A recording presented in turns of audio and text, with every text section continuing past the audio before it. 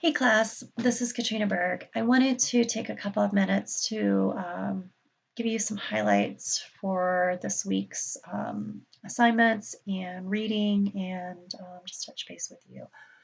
So you'll be reading about leadership, power and politics, conflict and negotiation, and organizational culture this week. Your assignment will be on organizational design and culture and ways to change and sustain that. So the way that you set up your organization does impact the culture of it. Let's talk about Chapter 12, leadership. We talked a little bit about it last week. We're talking about it this week. We're reading about it this week. Leadership versus management. Leadership is the ability to influence a group towards achievement of a vision or set of goals. So you're influencing, whereas management is more about a process of controlling things or people.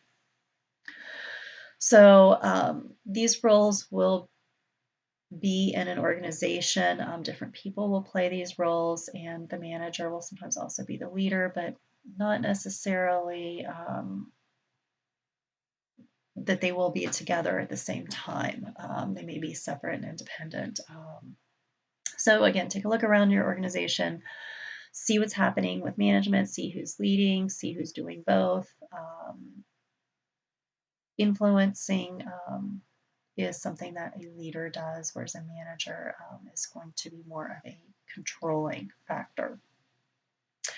Mentoring, let's talk about that for a quick minute. Mentoring is also something that can happen in an organization. It may be a formal setup that the organization has in place, or it could be an informal setup. Essentially, it is generally a senior employee who is supporting a less experienced employee. They can help with training.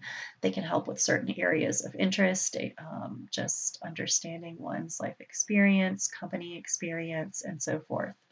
So mentorship is something that if you've not had that experience before, it's something that can help you in your career, can help you in the organization, can help you in your job. But not all companies have mentorships set up. And again, it can be formal or informal. Power and politics. This is chapter 13. So office politics, it's a reality. And it's about influencing behavior. So power is the capacity to influence behavior upon a dependent. It's a function of dependency. So someone in the organization should be dependent upon you for you to be able to exert that power. In some organizations, it is more visible than others. There are bases of power in place. These include coercive, reward, and legitimate. These are formal bases of power. And there are also personal bases of power that you have, which are expert and referent. We talked about power tactics in our discussion. Let me know if you have any questions about that. And as a quick reminder as well, with power and office politics, some people are more astute in this arena. Some people do very well in those areas, and others may struggle a little bit more. So again, just be aware of the differences, and it is a part of an organization. There's an exhibit 13.4 in your books on page 386 that you might want to take a look at. It is just a good visual to highlight and summarize this. Moving on to chapter 14, conflict. Conflict does happen in the workplace, and it's not necessarily a bad thing. Conflict can help improve your team. It can help motivate. It can also be destructive. So too much in one direction or the other can impact success. There are 3 types of conflict: task, relationship, and process. Task conflict is specific to the content and goals of work. Relationship, based on interpersonal relationships. And process, this is a conflict over how the work actually gets done.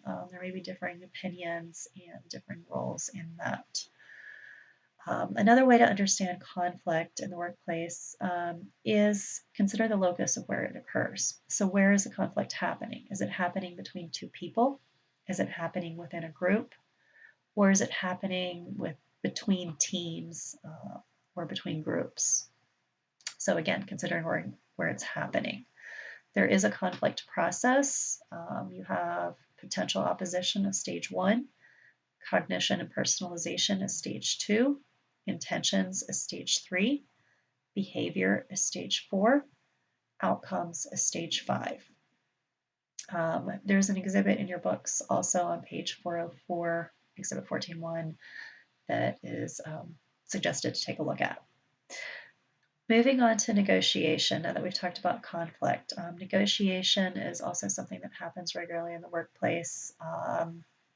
There are limited resources in the workplace, and oftentimes there's a negotiation for this or that. The formal definition of negotiation is a process that occurs when 2 or more parties decide how to allocate those scarce resources. There is a negotiation process. You're looking at preparation and planning. You're looking at defining the ground rules. You're looking at clarification and justification, bargaining and problem solving, and then closure and implementation. So again, some formal examples for you. Moving on to chapter 16, let's talk about the organizational structure and organizational designs. How you set up the structure does matter. It impacts the behaviors in an organization. It can clarify tasks in an organization, who's doing what, who's reporting to whom, and it can motivate performance and behavior on how you set up your organization. So there's 6 elements of organizational structure. So the 6 elements to consider of organizational structure are work specialization, departmentalization, chain of command, that's reporting, span of control, centralization and decentralization, and then formalization. So if you haven't looked over these and become familiar with those 6 elements of organizational structure, really do take some time to read over that and get a good understanding of what that is and what it means. There are 3 common organizational designs. Traditionally, you have simple structure, bureaucracy, and the matrix structure.